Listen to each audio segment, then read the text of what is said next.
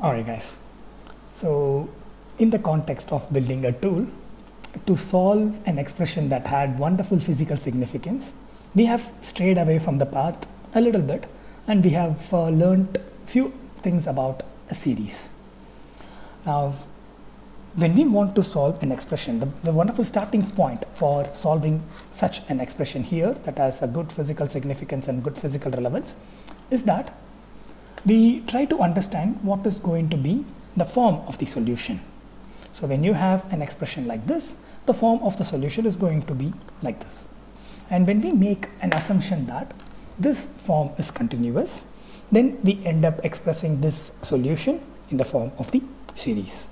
So what essentially we mean by continuous becomes rather quite evident when we expand this function, this solution into a series, primarily because only when the solution that we assume is continuous or is smooth, then we would have higher derivative terms for that function. So when you have higher derivative terms for that function, then your series will have greater number of terms associated with it. The greater the number of terms that are associated with your series, the more closer will be your series to that of your original solution. You have your solution, you know the form of your solution. The form of the solution is known. The assumption that you make is the solution is smooth. So what we mean by that is we are approximating that your solution can be expressed as a series. When we make an assumption, we are approximating it. So your solution we are expressing in the form of a series. Now, the number of valid terms that you have in this series depends on how much you are able to differentiate your function. The greater you are able to differentiate your function to the greater levels, to the greater degrees you are able to differentiate your function, depends on how smooth your original solution is. So when you have a greater number of non-zero terms in your series, then more closer your approximation will be to that of your original solution. So this is just not valid for e power x. This is valid for all the smooth functions. So the greater number of terms you have in your series approximation, the more closer you will be to that of your original solution. So with this understanding, we will try to address a problem of this form here. Now again, this problem is potentially the same as this. When you consider the form, this problem that is posed before us is similar to that of the problem that we have built based on something that we observe in the materials realm. So this is purely based on a physical observation, and this is something that we have cooked up for ourselves, and they both have a second order ODE. They deal with a second derivative of a function. The solution for this problem that we have posed for ourselves as a training problem is going to be f of x. Now the only key difference between these two is the variables that are involved, but the form remains the same. And then there are the coefficients that are involved. In this case, the coefficients are turned out to be 1, and the way these two are related here, in this case it's a plus, and if you bring this guy to the other side, it's going to be a minus. But nevertheless, the overall structure of the problems are the same. So if, based on all the understanding that I have gained while in the context of building a tool, if I'm able to introduce those understanding to solve this problem here, then I will be able to approach this problem as well. So initially I had a second order ODE that comes out of something that I observed in the real world. I didn't have an approachable way to solve that, so I took a detour, tried to understand the different series and why necessarily sin x and cos x and e power x comes into play when I'm dealing with a physical system, when there are no longer geometry introduced. Now without understanding, I'm trying to approach a problem that is similar to that of one, that is the one that I'm interested in. Now the solution of this problem is going to be of this form here. Now I begin with the approximation that the f of x is continuous. So the f of x is rather smooth.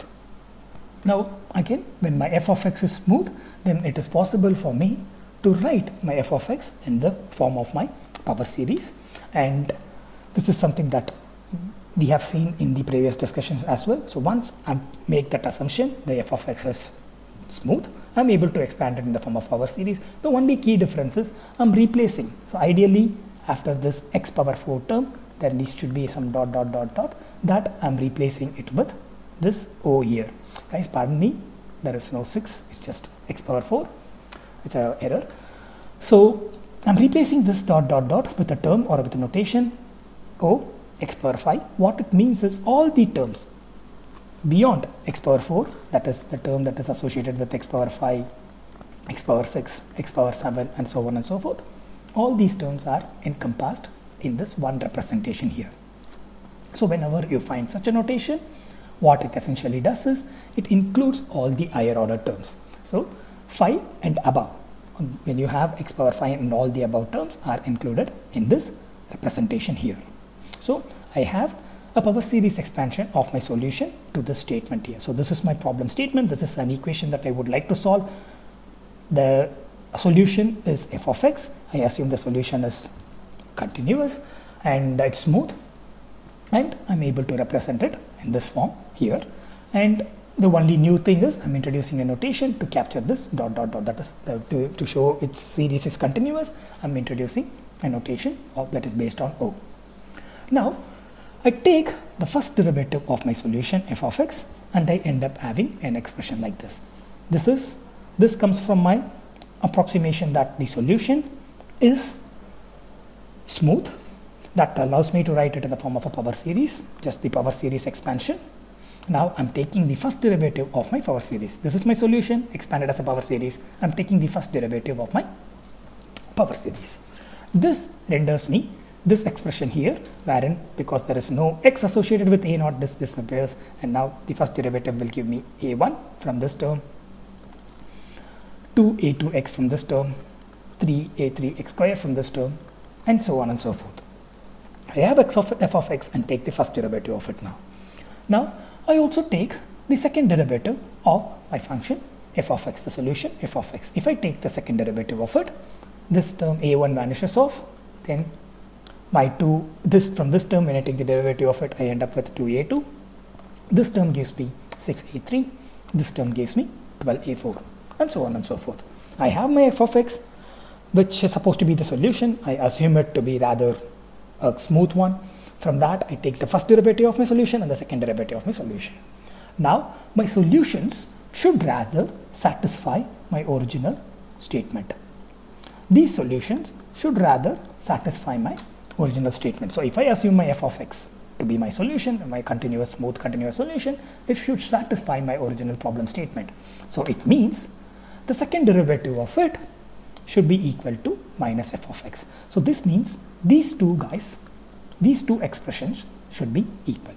So what you essentially have is you have two equations that are series which involving x, x square, x cube, and so on and so forth. You have two series of terms, and so you have two equations with series based on x, and each of these terms have a series with increasing x, x square, and so on and so forth. So the only possible way that these two are equal is when the coefficients associated with the variables are equal. So you have two equations, and both these equations are expansions involving a variable x. And when we say both these equations are equal, they can only be equal when these terms that are associated with x are equal, x square are equal, x cube are equal, and x to the power 4 are equal. Only when these terms, when these coefficients are equal, then f of x will be equal to that of f double dash of x. Now in this case, what we have is the second derivative of f of x is equal to minus of f of x. So it means these terms that are the coefficient to the x and x squares and x cube should be equal to the minus of the coefficients that are associated with f of x. Now when we do that, when we equate the coefficients of f double dash of x to that of f of x, that is minus f of x, the first term you would end up getting is, when you do that, the first term you would end up relating is 2a2 to that of a naught. Your minus a naught will be equal to that of a2, and now you can write your a2 as minus a naught by 2. So your f double dash of x is equal to minus f of x. So this means this guy and this guy are going to be equal with a minus sign before the f of x. Now when I take that understanding and place it separately, I have an expression for a2 based on my a0. Now the next obvious thing I could do is relate or equate my coefficients of x's. I related my coefficients without x, now I'm relating my coefficient with x. When I do that, I end up having an expression for my a3. I related my coefficients without any x's, I end up having an expression for a1. Now I relate my coefficients that are associated with my x, and I have an expression for a3. Now I can do the same for a4 as well. I can equate this guy here to that of minus of this guy here, or rather the x squared term should be equated to that of a2 here minus a2. You end up having an expression like this, you end up having a relation like this. So I have a2 expressed in terms of a0, a3 expressed in terms of a1, a4 and expressed in terms of a2, and since I already have a2 represented in terms of a0, I can write it something like this. So basically the relation between def double dash of x and def of x comes from my original problem statement. Both these are series involving x, x square, x cube and so on and so forth. So when these two equations are to be equal, then their coefficients are to be equal. Now essentially it means I'm able to relate my coefficients, and now I'm able to express my coefficient a2, a3, a4 or any other such coefficients in terms of my a0 and a1. All the coefficients are now getting expressed in terms of my a0 and a1. Now when I substitute in place of my a2, a3 and a4, when I substitute the expressions that I have derived and the ones that are written here, I end up having an expression like this. So all that I have done is replaced my coefficients, that is a2, a3, a4 with a0 and a1 that I have derived here. So I have brought this here and rewrote my solution using just a0 and a1. Now I have my 2 here, I have my 6 here, I have my 24 here, which can naturally be represented as 2 factorial, 3 factorial and 4 factorial. Now it is possible for me to rearrange these terms and segregate all the a0 terms on one side, a1 terms on the other side. I end up having a series like this and a series like this. Now this is something that we have considered in a previous session. When your solution to a given problem yields a series like this, I can replace those series with cos x and sin x. So basically what I have done is, now we have a solution to our originally posed problem that was given to us, that we were able to arrive at through the series that we have been discussing, the power series that we have been discussing. So you have a function, you have a expression that describes the problem that you want to solve, and the solution of that function you are able to understand. And once you assume the solution is rather smooth and continuous, you are able to express that solution in the form of a series. Now you take the series and you take the second derivative of the series, or you ensure that you are able to capture all these functions based on that series. So this function involves f of x and the double derivative of it. You already have expanded the f of x. Now from the expanded f of x you are able to calculate your double derivative of x. Now the solution of these f of x, and the solution f of x should satisfy this original problem here. So therefore what you are essentially doing is you are bringing or rearranging these terms and you are setting up your problem something like this. When you set up your problem something like this, wherein you have two series and these two series are equal to one another, it means the coefficients are to be equal.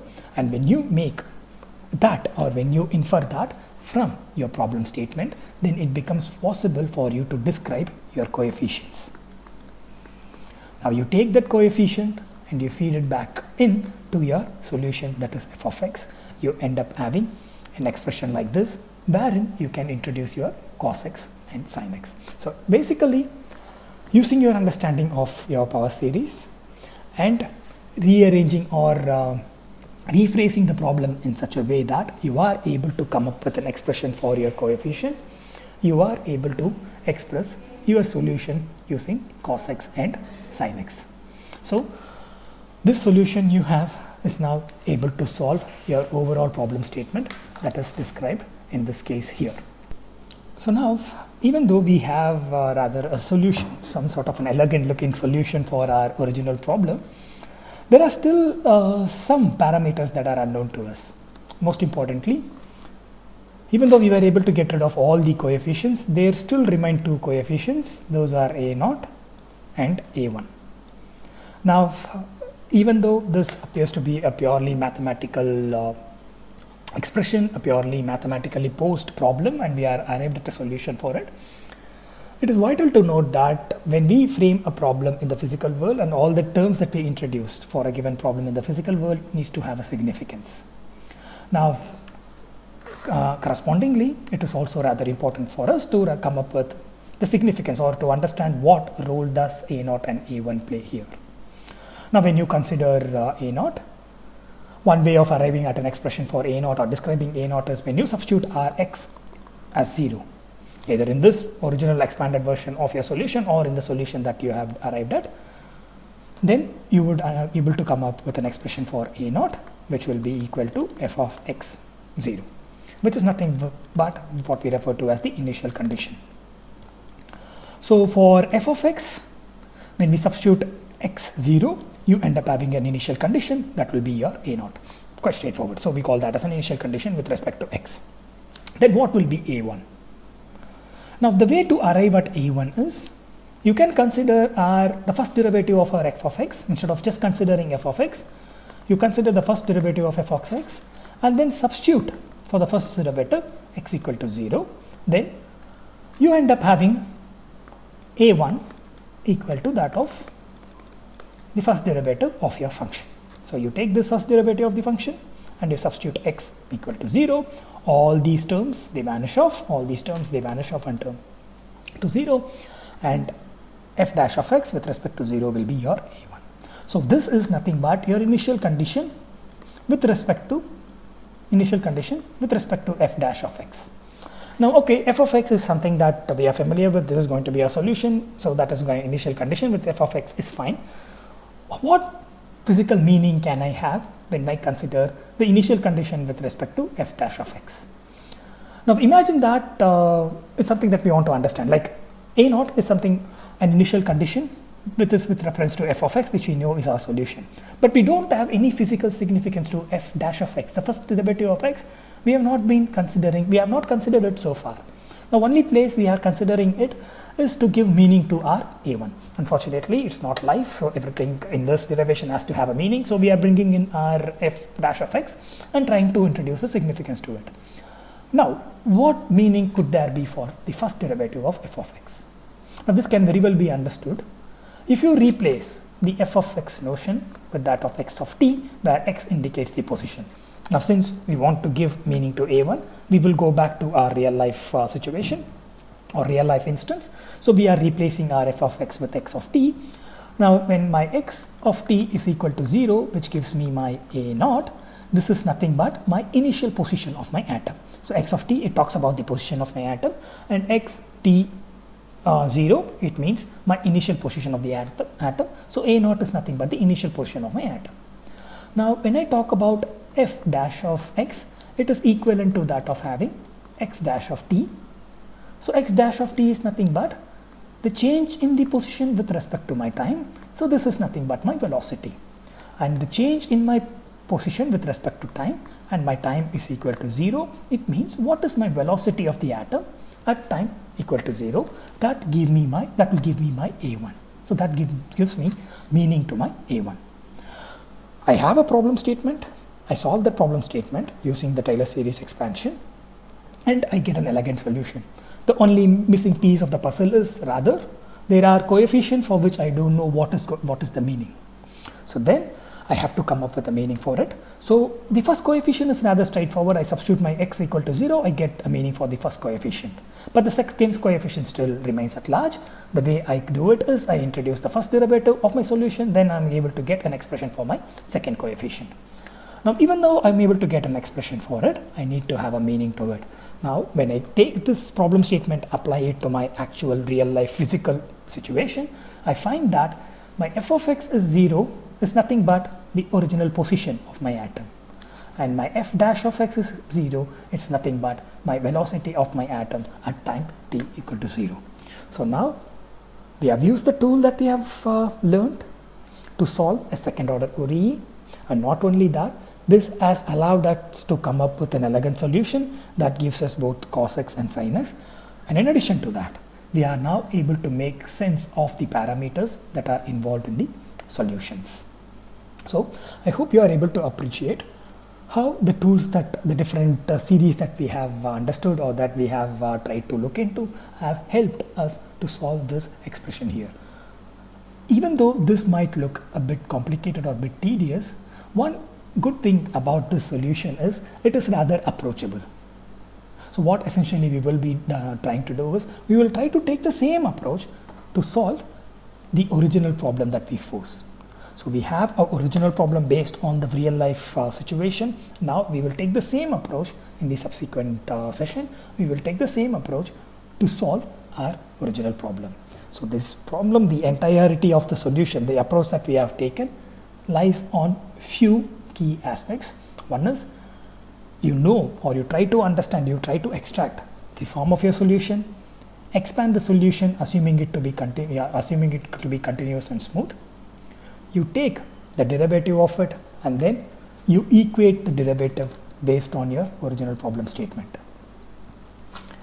Assume your solution to be smooth, take the derivative of it, equate the derivatives based on the problem statements. When you equate the derivative, you wonderfully get your coefficients that are replaced by A0 and A1, and we just now saw A0 and A1, they in themselves hold a physical significance. So your original solution, the solution that you get out of it, will be of this elegant form, which each term holding a significance, a physical significance to it. So with this, we will close this session up, and in the next session, like we discussed, we will try to solve our original problem. Goodbye.